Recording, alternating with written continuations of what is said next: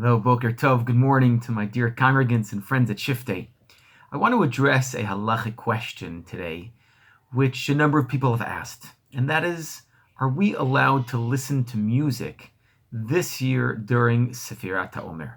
Normally, we don't listen to music, and we're going to understand why in just a second during this time period of the year, because this is the period in which Rabbi Akiva's students unfortunately passed away, and so we mourn their loss.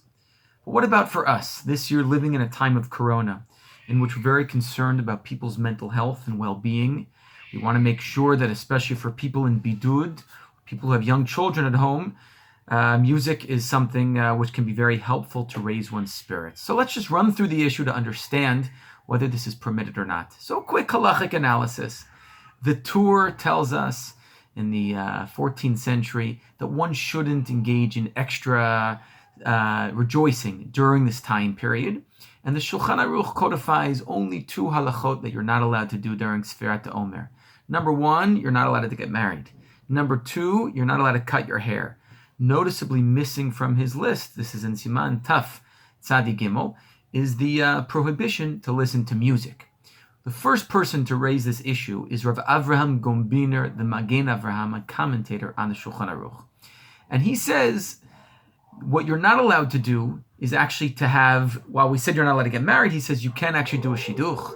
You can have, get through the first stage of marriage and even have a su'udah of sorts, but this may not lead to rikudim umachalot. You may not, get into circle dancing, etc. Now, the Magen Avraham does not say explicitly you can't listen to music.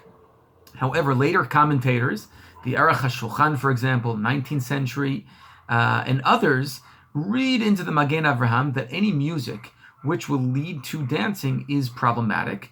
Some extend this more generally, any music whatsoever is prohibited, and some say really any music that can potentially lead to dancing is prohibited.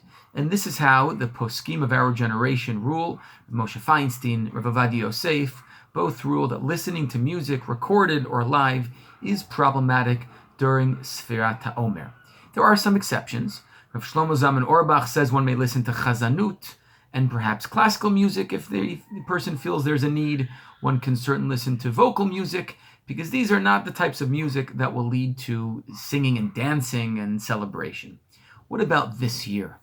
So I want to share with you the ideas of two poskim. First of all, Rishon LeZion, the chief Sephardi Rabbi Rav Yitzchak Yosef, addressed this question, and he gives three different parameters. He says for this year, because, again, the prohibition of listening to music is not such a strong prohibition to begin with, this year especially, he believes anybody who is in bidud, anybody who is sick, or anybody who needs to entertain their children, and music can be helpful in this regard, is allowed to share recorded music from a CD, from the radio, with their children. Live music is still a problem, but for these three categories of people, it is permitted.